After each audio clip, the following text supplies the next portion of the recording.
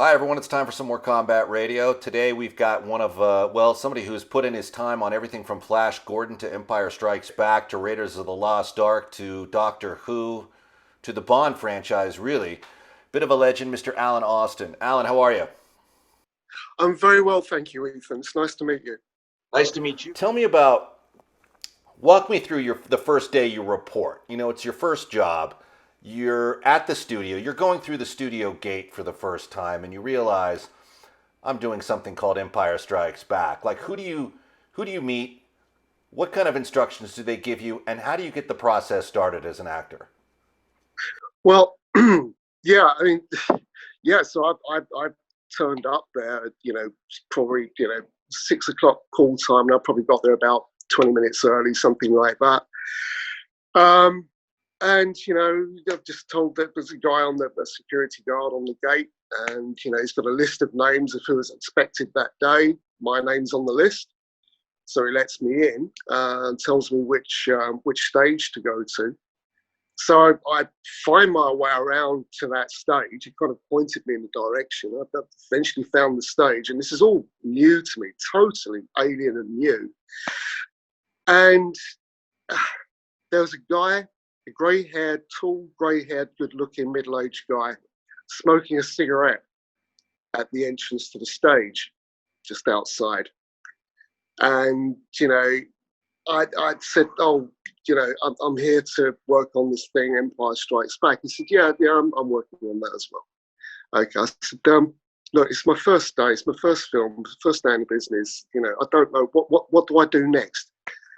And he just said, "What's your name?" I said, "Alan." He said, "That's the same name as me. I'm Alan too." All right. Oh, great.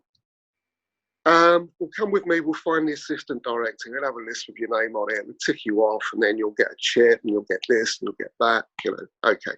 So this turned out to be Alan Harris, the legendary Alan Harris, one of the really nice guys in the business.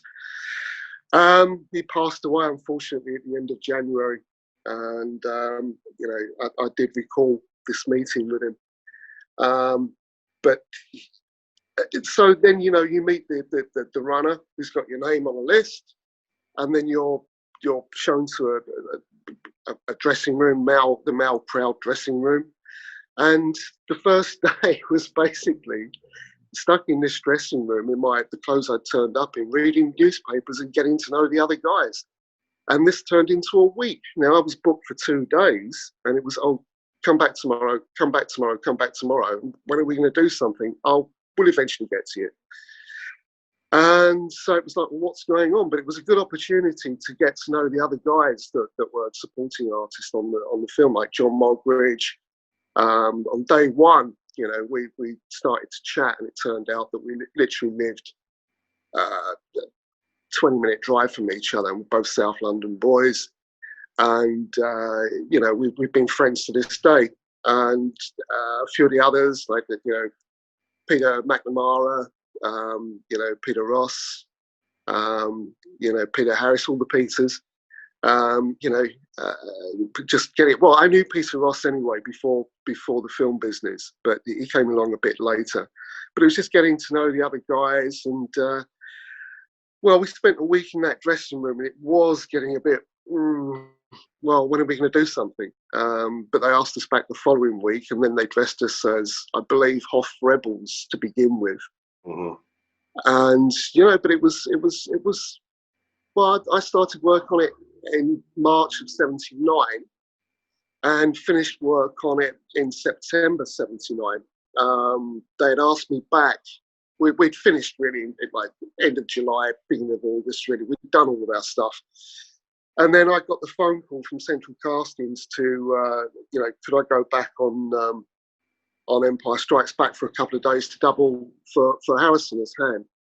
And again, you ask questions, but don't worry about it. By this time, they kind of knew me a bit better and had gained a bit of respect for me.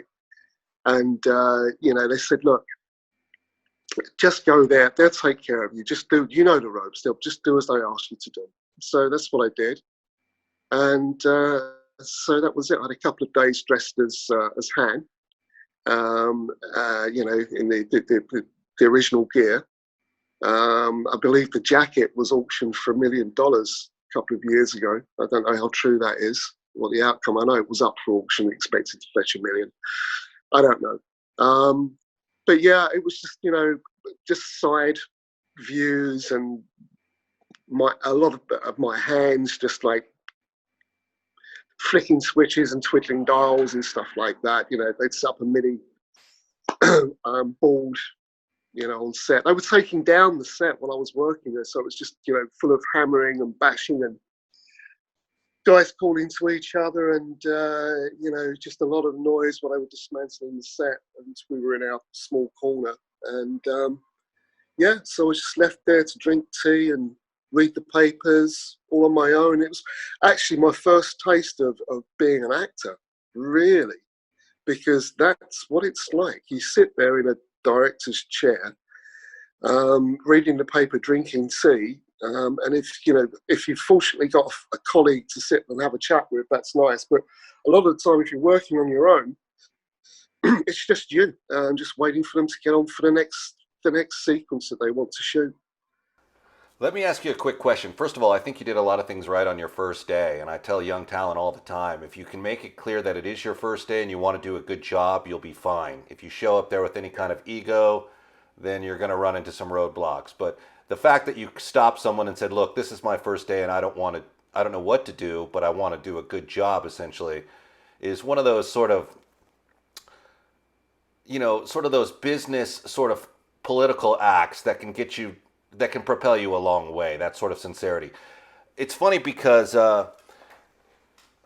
John Mogridge actually did this show last week or a couple of days ago, and he said I was going to be talking to you, which officially classified him to us as some sort of intelligence gathering agent. He was like, he's like, I know you're going to be speaking to Alan Austen. I'm like, oh, okay, I get it. All of you guys talk. Very interesting. But he was fun to talk to, and he said something similar. He's like, look, we really didn't know what we were in for, but once we got going, we really started to play it out. And I told him, and I haven't had a chance to tell you yet, that I met Irving Kershner and talked to him. And I talked to him about Empire Strikes Back, and he credited the actors. And he said, the reason people love that movie is because of the production design and what all those actors as rebel pilots or rebel soldiers brought in terms of their presence, and all the atmosphere that it created. And he was very complimentary to all the players on his set, which I thought was special because you don't hear actors talk that way. But when they finally get you suited up and send you to the Echo base, you step onto that stage for the first time and you're looking around going, are you like blown away by it? Or are you thinking to yourself, well, I don't think this is going to be any good? Well, I was blown away. I was blown away. I mean, it was my first time on a movie set. And of course, being a Star Wars film, the Millennium Falcon was shot on the big soundstage at Elstree, and the Millennium Falcon was there, in place for those scenes on Echo Base and, Hoth. And it was pretty, it was like, this is big. This is big. And because it was so big and it was my first film, everything after that was a bit of an anticlimax.